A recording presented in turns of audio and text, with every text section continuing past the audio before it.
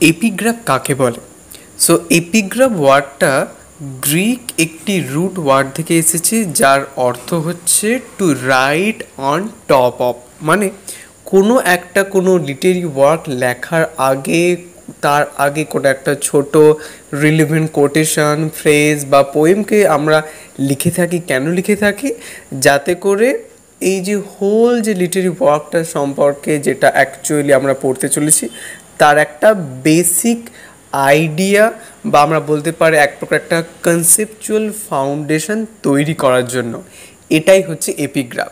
So epigraph হচ্ছে একটি short relevant একটি কোটেশন বা ফ্রেজ বা একটি পোয়েম, যেটা কোনো একটি লিটারি ওয়ার্কের একদম প্রথমের দিকে প্লেসড অবস্থায় থাকে, এবং এইটার মধ্য দিয়ে এপিগ্রাফ ইউজ করার মধ্য দিয়ে ওই পার্টিকুলার ওয়ার্ক রিলেটেড থিমস বা ওই ওয়ার্কের টোনটা কেমন, এই সব জিনিসগুলো এই এপিগ্রাফের মধ্য দিয়ে ব্যবহার করা হয়।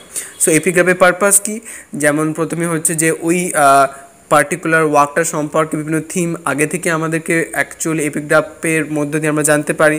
তারপরে সেট দ্য টোন, এই যে পার্টিকুলার ওয়ার্কটা আমরা পড়তে চলেছি, তো ওইটার যে টোনটা কেমন সেটাকে সেট করতে সহায়তা করে এপিগ্রাফ। এবং তার সাথে ওই পার্টিকুলার ওয়ার্কের শুরুতে আমরা এক প্রকার আমাদের মধ্যে এক প্রকার একটা কিউরিওসিটি জেগে ওঠে এপিগ্রাফ পড়ার মধ্য দিয়ে, যে তাহলে এই পার্টিকুলার ওয়ার্কটার মধ্যে কী কী রয়েছে। ওকে, যেমন তোমরা হচ্ছে ম্যারি শেলি ফ্র্যাঙ্কেনস্টাইনও তোমরা দেখতে পাবে, যেটা অ্যাকচুয়ালি জন মিল্টনের প্যারাডাইস লস্ট থেকে একটা এপিগ্রাফ নেওয়া হয়েছে।